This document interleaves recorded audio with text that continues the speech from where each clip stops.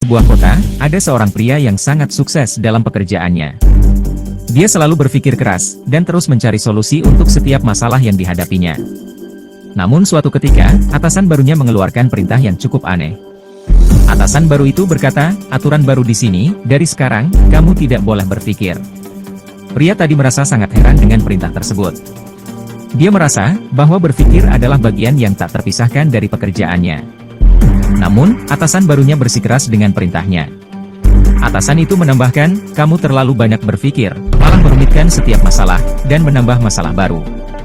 Mulai sekarang, kamu harus berhenti berpikir, dan ikuti saja instruksi yang diberikan. Mendengar ucapan itu, pria tersebut merasa tidak tahu harus berbuat apa. Bagaimana mungkin, dia bisa melakukan pekerjaannya tanpa berpikir? Namun sebagai seorang karyawan yang patuh, dia akhirnya memutuskan untuk mengikuti perintah atasan barunya. Keesokan harinya, dia mulai bekerja tanpa berpikir, dan hanya mengikuti instruksi yang diberikan. Dia merasa, bahwa pekerjaannya menjadi lebih mudah, dan terasa seperti tidak ada beban sama sekali. Namun, dalam beberapa hari, dia mulai merasakan efek negatif dari perintah atasan barunya. Dia merasa kurang kreatif, dan terhambat dalam menyelesaikan pekerjaannya.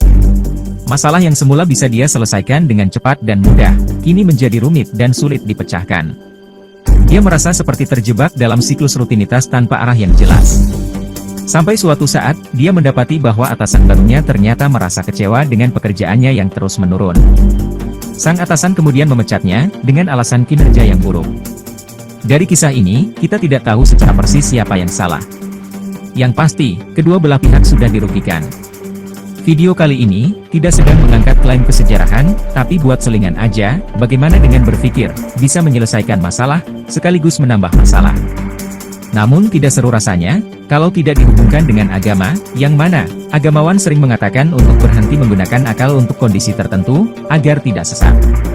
Tetapi kali ini, kita akan meminjam sudut pandang ilmu mantik, yang tentunya sangat berseberangan dengan mayoritas agamawan. Karena yang dimaksud sesat dalam konteks ini, bukanlah tidak mengikuti pandangan mayoritas. Sesat, adalah berpikir tidak logis.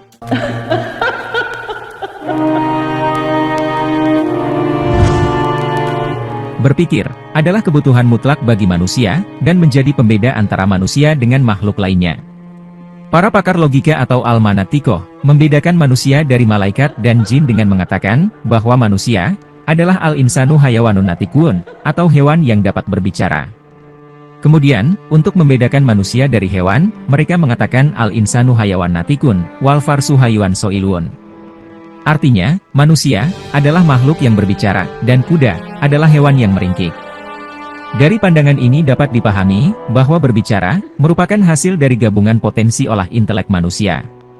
Menurut teori J.P. Guilford, seorang pakar psikologi inteligensia, proses berpikir dapat dibagi ke dalam 3 struktur, yakni isi, operasi, dan produk.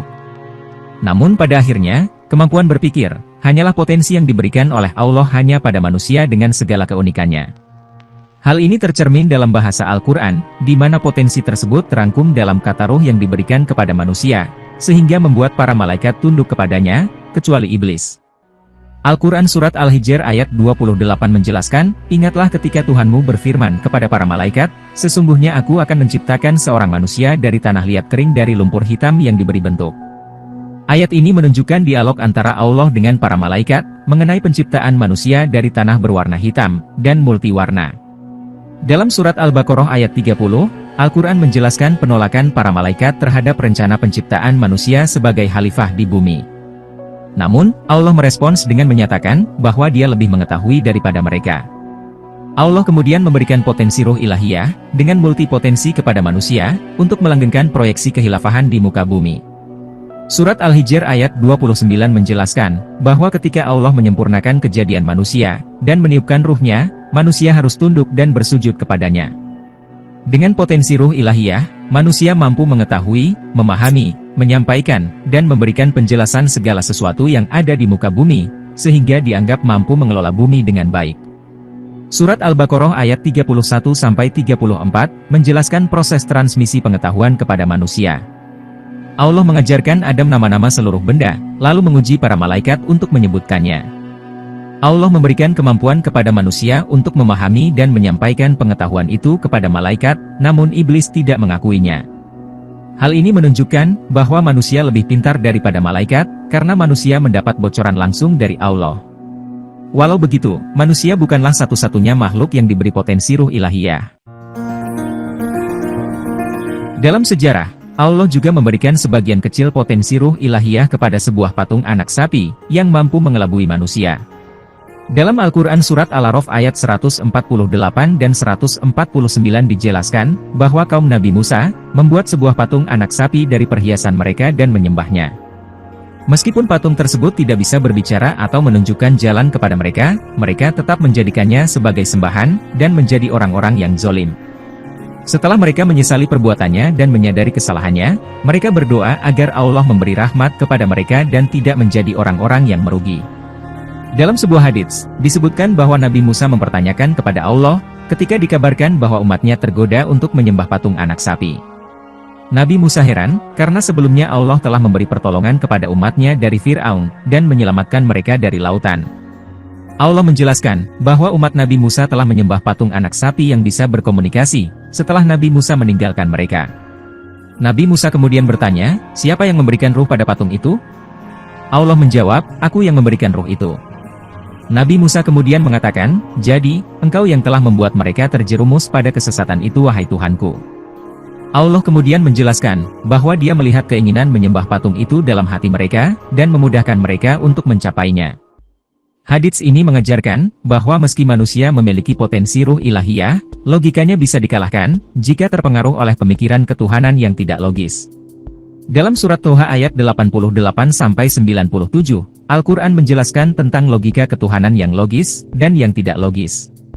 Ayat tersebut menceritakan tentang kaum Musa yang membuat patung anak sapi sebagai Tuhan mereka, meskipun patung tersebut tidak bisa berbicara, ataupun memberikan manfaat kepada mereka. Dalam ilmu Tauhid, makhluk adalah segala sesuatu yang diciptakan selain dari Allah sebagai Maha Pencipta. Untuk memahami logika ketuhanan dengan lebih baik, perlu melihat pada kedua eksistensi yang berbeda ini. Kembali pada pembahasan mengenai potensi batin manusia, apakah otak atau hati yang menjadi alat untuk berpikir? Sebagian besar pakar anatomi meyakini bahwa otak adalah alat yang memiliki potensi akal dan menjadi tempat melakukan olah pikir. Dalam kehidupan sehari-hari, orang sering menggunakan kalimat seperti otak udang atau otak tumpul untuk menggambarkan kecerdasan intelek seseorang. Namun, bagaimana otak bekerja dalam proses berpikir? Sekarang, mari kita buat analogi. Bayangkan, ketika Anda memberikan instruksi kepada seekor singa, jangan makan sesama hewan di hutan ini, namun ia tetap tidak peduli dan tetap saja memangsa. Anda memberikan pesan kepada kawanan gajah, jangan menghancurkan kebun petani, namun mereka masih tetap merusak tanaman dan merusak sumber mata pencaharian orang. Hal yang sama terjadi ketika Allah memberikan wahyu kepada manusia. Allah berfirman, jangan korup, tetapi masih banyak orang yang tidak peduli dan tetap terlibat dalam tindakan korupsi. Kemudian, Allah memberikan pesan, jangan zolim, namun angka kejahatan terus meningkat. Setelah itu, Allah memberikan pesan, jangan menyebarkan fitnah, namun hoaks dan propaganda negatif masih merajalela. Kadang-kadang kita berpikir, apakah Tuhan salah menurunkan wahyu kepada kita? Mengapa Dia begitu peduli dengan kita, yang sebenarnya sama saja dengan hewan? Jadi jangan heran, jika di beberapa daerah yang mengklaim menerapkan syariah, atau bisnis yang mengatasnamakan syariah, layanan publiknya kacau balau, sektor publiknya tidak terurus, jalanannya berlubang, angka kemiskinannya tinggi, dan korupsinya merajalela. Ini serupa dengan pengaplikasian agama Islam yang salah tempat, karena Islam seharusnya ditujukan untuk manusia, bukan untuk sekelompok hewan liar yang tidak mampu memikul amanah Tuhan.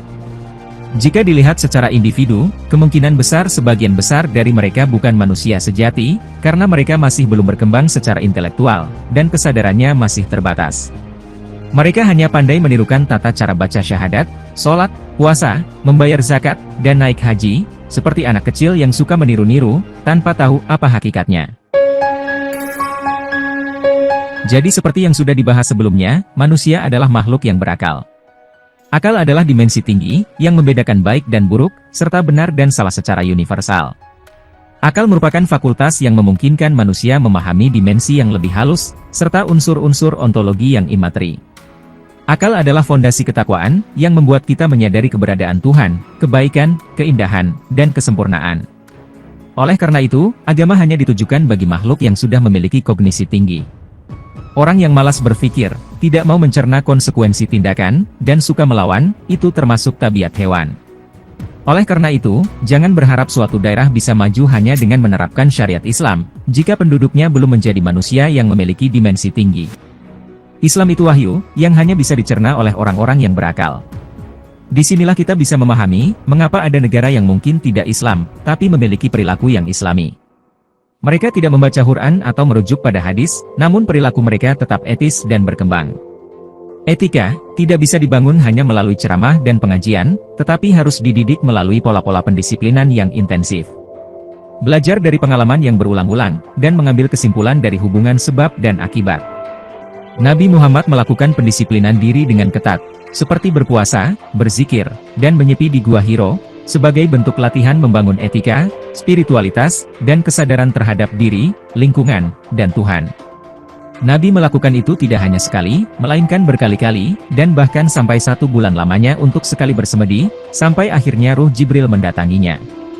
Nabi Ibrahim harus mencari dan terus mengeliminasi matahari, bulan, dan bintang, barulah menemukan Tuhan yang masuk akal. Nabi Ibrahim juga membatalkan dorongan mimpinya menyembelih anaknya, karena sudah memikirkan, bahwa mengorbankan anak kepada Tuhan, adalah tindakan yang tidak masuk akal. Penting diingat, bahwa ilmu yang diterima oleh orang yang beradab, akan melahirkan malaikat Jibril, Ruhul Kudus, atau Ruhul Amin. Sedangkan ilmu yang diajarkan kepada orang yang tidak beradab, akan melahirkan iblis. Lanjutan pembahasan ini, bisa kalian lihat video sebelumnya, agar mendapat pemahaman yang lebih komprehensif.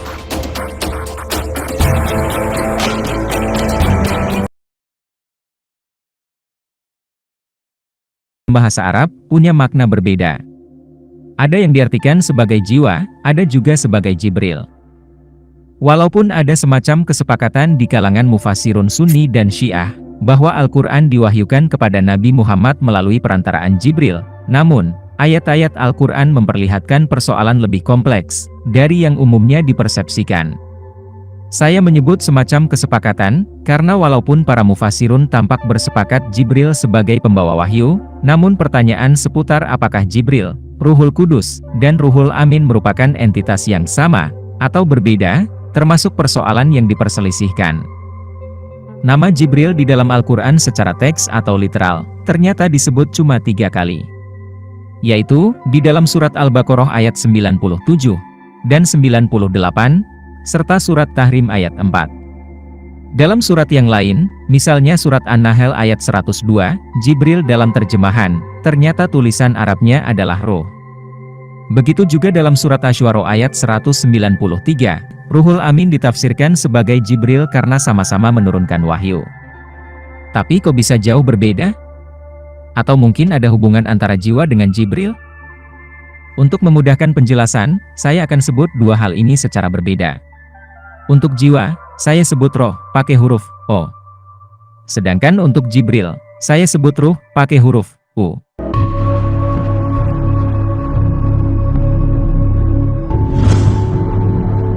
Roh adalah jiwa partikular yang melekat pada materi, yang menyebabkan seseorang menjadi hidup, dan berkesadaran sebagai manusia. Roh ini adalah gelombang energi, kekuatan atau spirit dasar yang membuat manusia mampu bergerak, mencerap pengetahuan rasional, serta berkomunikasi dengan sesama manusia di alam manusia. Secara etimologis, roh itu sendiri artinya angin, atau arya, sesuatu yang ditiup atau bergerak. Semua orang menjadi hidup atau bergerak secara alamiah, setelah mendapat tiupan roh. Artinya, roh ini sifatnya given atau diberikan, merupakan sebuah gerak substansial yang muncul secara alami pada jasad biologis. Ia terus bergerak, semacam punya tujuan. Potensinya terus aktual dan menyempurna seiring gerak perubahan, pertumbuhan, dan perkembangan dari wujud materi awal sampai menjadi sosok manusia. Secara umum, materi yang memiliki roh ini, akan terus bergerak atau berevolusi dari satu wujud ke wujud lain. Yaitu dari mineral, lalu tumbuhan, kemudian hewan, yang akhirnya menjadi manusia.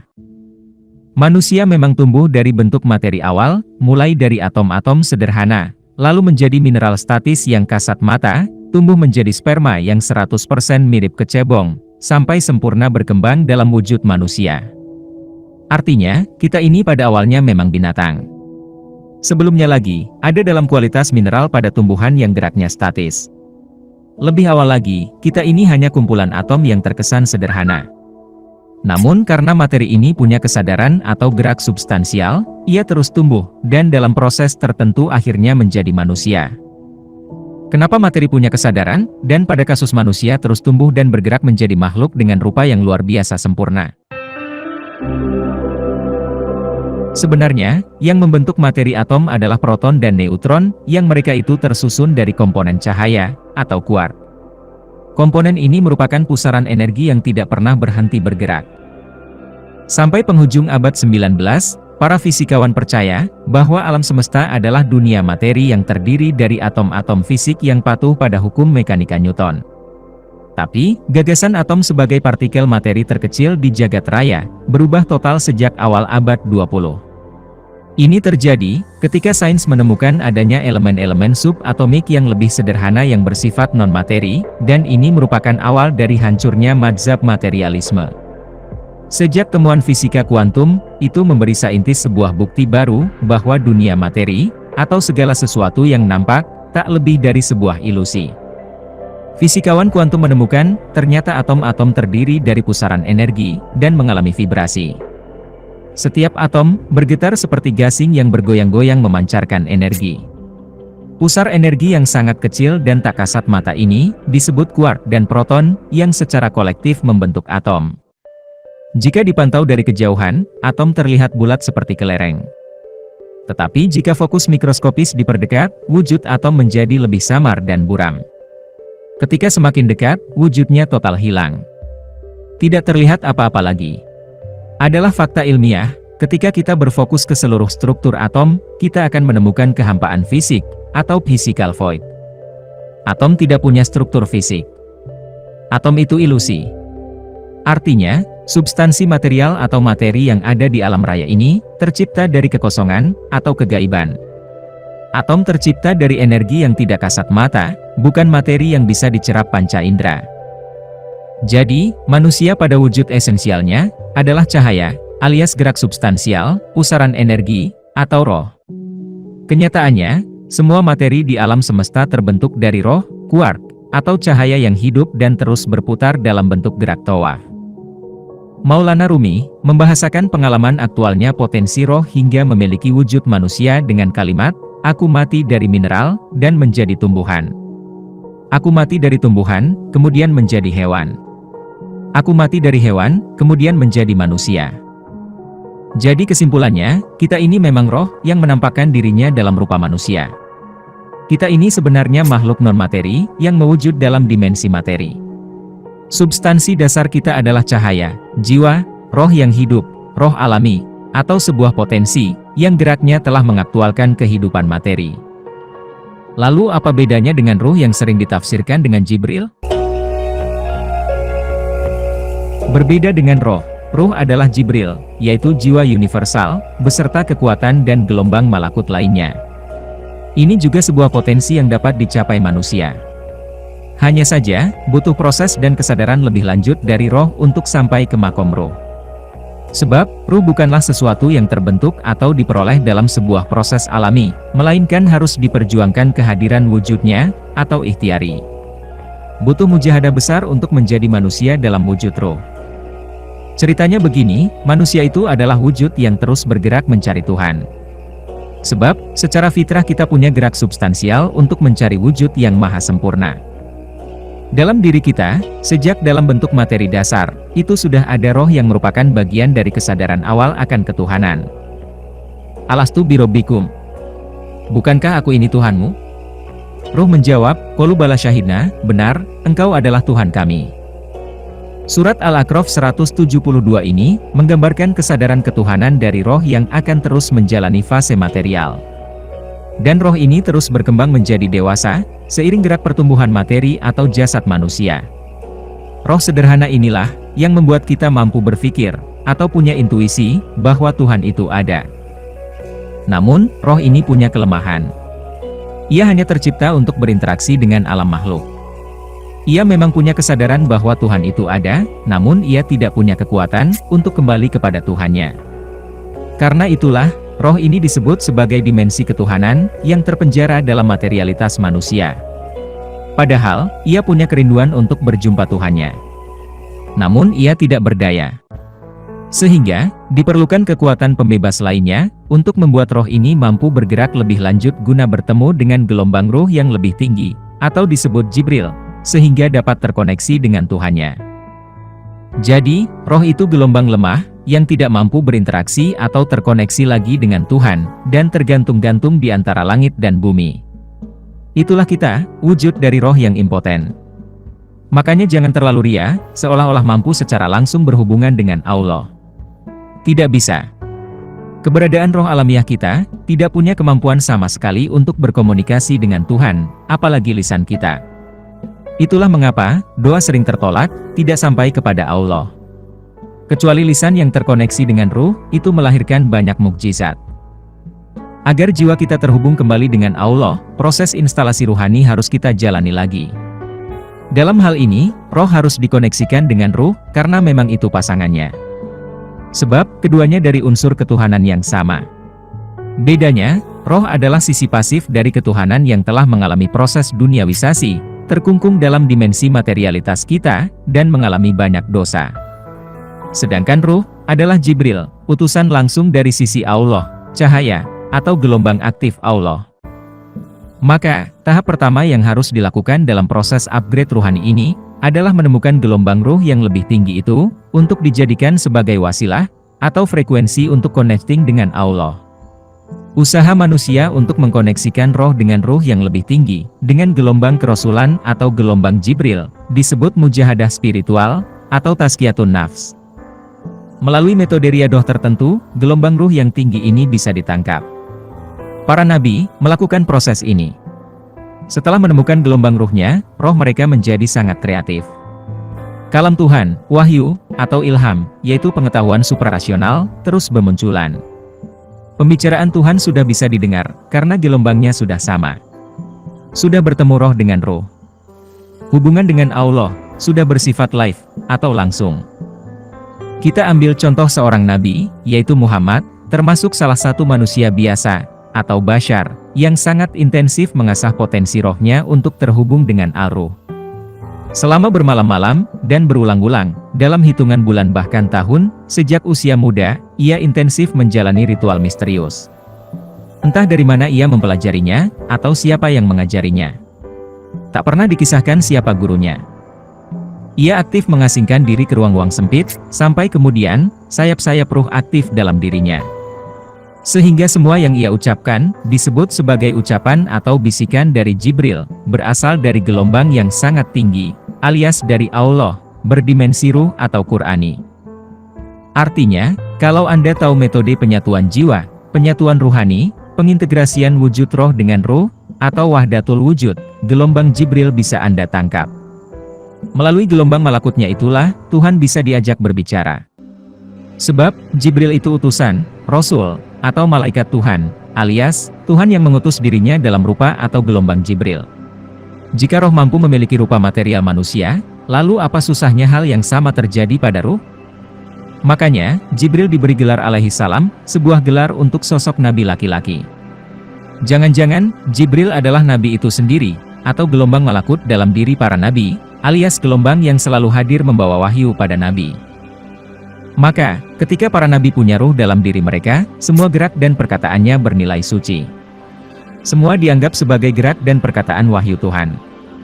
Sebab, ruh yang bersemayam atau bertajalli dalam diri mereka, adalah Ruhul Kudus, Ruhul Muqaddasah Rasulullah Jibril alaihi salam, alias Nur Muhammad, alias cahaya aktif Tuhan.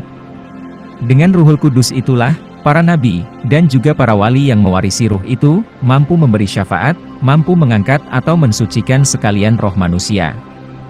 Dengan unsur ruhani yang sangat suci ini, mereka mampu membawa manusia untuk bertemu, alias wusul dengan Allah. Dengan hadirnya Ruhul Amin, Nabi Muhammad menjadi Al-Amin, sosok terpercaya yang membawa kedamaian bagi manusia, menjadi rahmatan lil alamin. Jadi, segala sesuatu di alam semesta ini tersusun dari roh. Esensi alam semesta adalah roh yang punya gerak substansial, sehingga terus mengalami perubahan dari detik ke detik, yang sering disebut sebagai expanding universe. Semua materi yang ada di universe ini terus bergerak, terus berubah dari hari ke hari. Artinya, semuanya hidup dan mengalami perubahan, tanpa kecuali.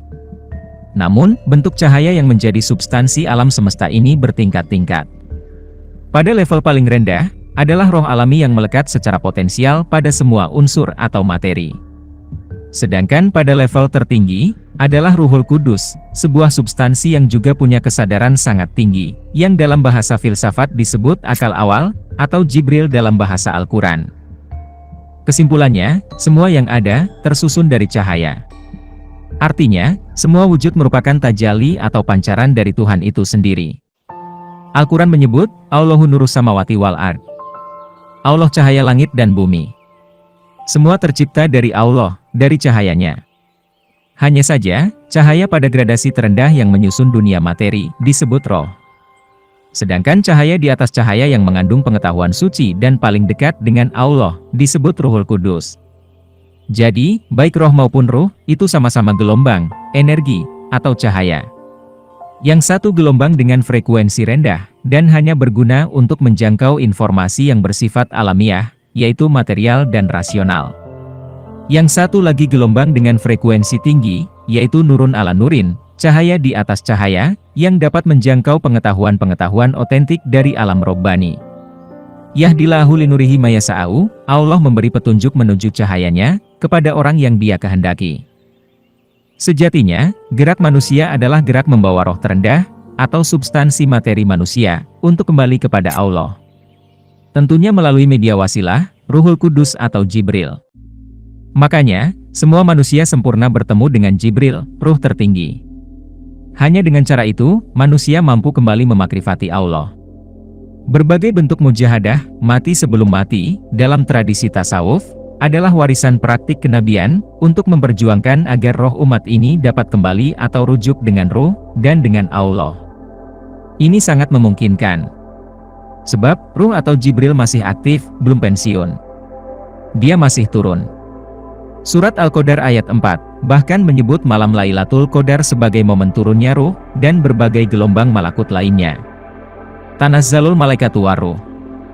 Pada malam itu, turun para malaikat dan ruh, dengan izin Tuhannya untuk mengatur semua urusan. Jika kalian membayangkan Jibril itu sebagai sosok bersayap seperti ilustrasi ini, saya takut, Anda sedang terperangkap dalam persepsi yang keliru. Kecuali kalian masih anak-anak, atau dari golongan mazhab materialisme, yang apa-apa harus dimaterialisasi bentuk dan fisiknya.